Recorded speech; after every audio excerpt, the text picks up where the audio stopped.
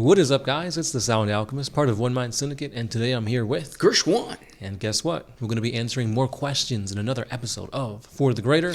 This is a video series where we answer the questions left by you, the viewer. If you have a question for us, comment down below. Put a question in front of your question because we get those questions first. We're trying to do these at least 3 times a week. We might throw some more, but if you have a question that you really want us to answer, hit us up with a super thanks. If you do, you're going to get a guaranteed answer next episode. So super thanks. We really appreciate it.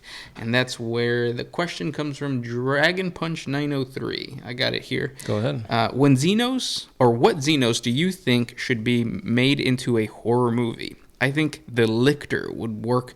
After all, it's like a sneaky predator. Yeah, that'd be a really good one, and I feel like it's almost too cliche. Yeah. Like, I could already see, like, taking out Predator and just putting in a Lictor, and it's pretty much the same thing. Yeah, unfortunately, like that's the thing with Tyranids, right? Mm-hmm. It's mostly cliche if you look at them in their animalistic state, but if you mess around with the hive mind, even with something like The Last of Us, you know how like in The Last of Us, spoiler alert, if you touch the fungus, like it travels and it communicates, so they like seek you out. Yeah, that would be really cool. But I think for me, the best horror Xenos would be a Dark Eldar. Yeah, I feel like it's not just, oh no, they're going to get me and kill me. No, they're not. So they're going to do much more. They'll torture you. There'll be ways of just unimaginable pain that you're going to be feeling. So yeah, I think that's pretty much the number one pick, that don't fight them, don't get captured by them. Yeah, so because the movie then would not only just be a horror film, it would be like gory, because they'll turn you into a couch and keep you alive. Exactly. So very like Saw-like and things like that, which also adds to like the psychological effects of the Dark Eldar. So when a Drukhari raid happens, it's usually not just a hit and run. It's like it's pretty intensive. Yeah. They jump on board. They don't kill you right away. It's like it's like a cat playing with a mouse. Yeah. We've seen instances of where they've like tricked the Tau, and they've literally enslaved entire populations. And they don't just kill you, like you were saying. You can become a grotesque, mutated weapon for them, or just a plaything. Yeah. So Dark Eldar, let us know what you think. Yeah. One of the things that I feel like is not as up there, but I still think might work, is just a regular Space Marine. Like, this is just like a Jason Voorhees type thing. Like, there's nothing you can do to get him, and it's just going to come at you until it's over. What would be really cool about that concept is if they came out with a movie where it was a Loyalist Space Marine. So not a Chaos Space Marine, but a Loyalist Space Marine, and you're a cultist who thinks you're doing good by, like, pushing away from the Emperor, trying to rebel against the Imperium, who's like an oppressive, like totalitarian regime. So the movie paints out this cultist as the good guy and the Space Marine as the bad guy. Yeah, I think that would be that'd be pretty epic. Interesting. Yeah, because also, go ahead. I was gonna say, if you put it in a Chaos Space Marine, Chaos Space Marines, if you read the book Eisenhorn, Xenos, it says that like. The presence of a Chaos Space Marine, like you don't even have to see him, but just the presence of him near you, like in a planet, it gives you like this I want to throw up feeling. So it's a completely different like vibe than a Loyalist, but yeah. And if you actually want to see a horror 40K movie, check out Event Horizon. It was going to be a 40K movie, and then something happened where they couldn't get the rights, but it feels very 40K-y. Yeah. We also have creepypastas if you guys want to get spooked. It's not Halloween or near Halloween, but we have a playlist for them. Yeah. Check it out. Next question. This one is by Mr. Brian Bussey. Would Yarick come back as a saint? So Commissar Yarick fell to Angron, hypothetically, and a lot of people are saying that since Yarick is no longer amongst this world, his soul is such a powerful force that the Emperor would use him as a means to combat against the Immaterium, the Warp, and that kind of stuff. However, when it comes to saints, most of the time they're female, as seen within the likes of Saint Celestine, Saint Catherine, and stuff like that, part of the whole Sisters of Silence. There are a few male saints, but there's none, unlike on the tabletop, and there's none really that like have a really important role as like a gameplay figure. We do have like Saint Alanis Pius, but again, he was more important in the lore than in the actual tabletop. But yeah, I don't think we'll be seeing a return for Commissar Yarrick anytime soon or at all. But it's interesting that GW decided to take out a very well-loved character and legit killed him off. Because too many times we have these overpowered named characters that just never seem to go away. Right. But I do think it's a good way to, like, get rid of the staleness. Because there are some characters that you feel kind of like, I've had them in my bits box forever, and I'm never going to use them. Yeah. Snickrot. Yeah, for the orcs. Yeah. Like, give him more, like, juice or something. Good question, though. Next one comes from Louis Doyer. Love your videos, hermanos. Considering there's a generation of humans that have joined the Tau, now that humans are living like we do in modern times, do you guys think it's possible for humans to rediscover the golden age of technology?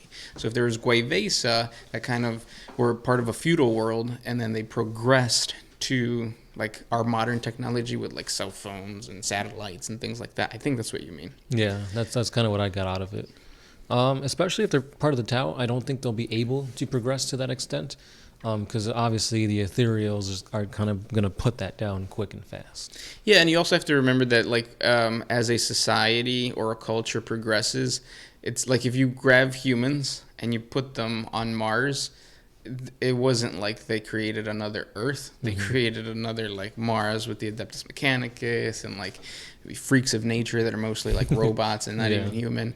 And the same was true for a lot of different planets on different solar systems.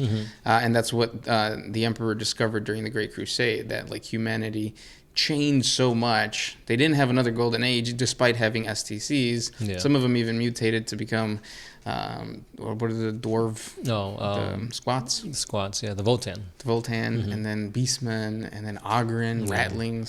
So they became different types of abhumans, and we have seen other like human civilizations, especially in the Horus Heresy, and they are powerful, and most of the time they ally with Xenos, and that's one of the things that really differentiate the Imperium of Man with all these other forces of like men or humanity, and that's the allying with Xeno races. Right.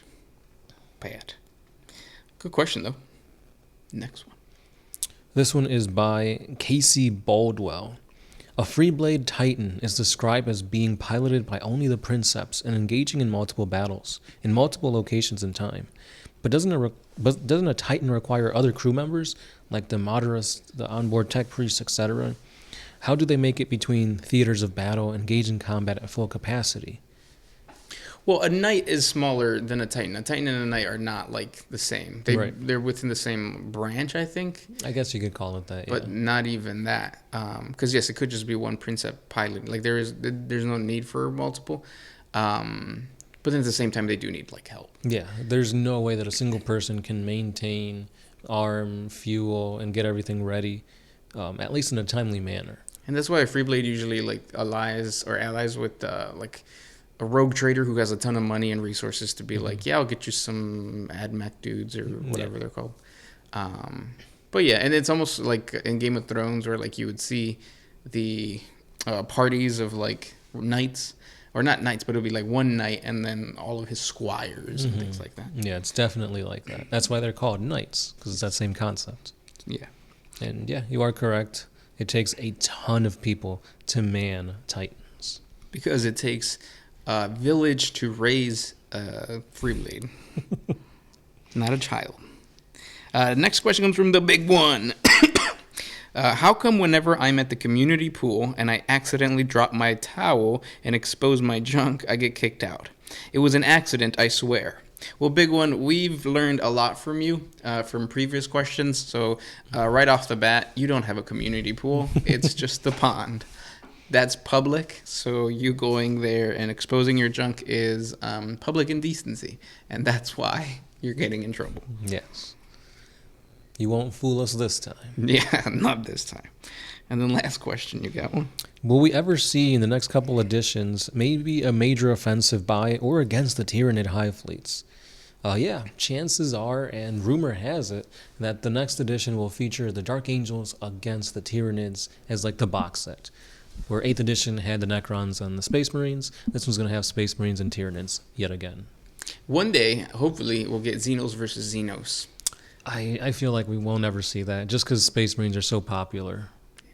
I hope one day. Yeah. Because the closest thing for 40K were when Flyers first came out. And remember, like, you can get, like, the Defcopters versus the, what are the Eldar something sky wing thingies? But that was the closest thing. Mm-hmm. I was going to say maybe the AdMech against the Necrons. That was another box set. Oh, yeah. No Space Marines that time. Yeah. But those were the questions for today. If you guys have more questions for us, please comment down below. Thank you guys so much for listening and hanging out with us, and we'll talk tomorrow. That's right. Keep those questions coming, and so will we. It's been the Sound Alchemist. Gershwan. And we're out of here.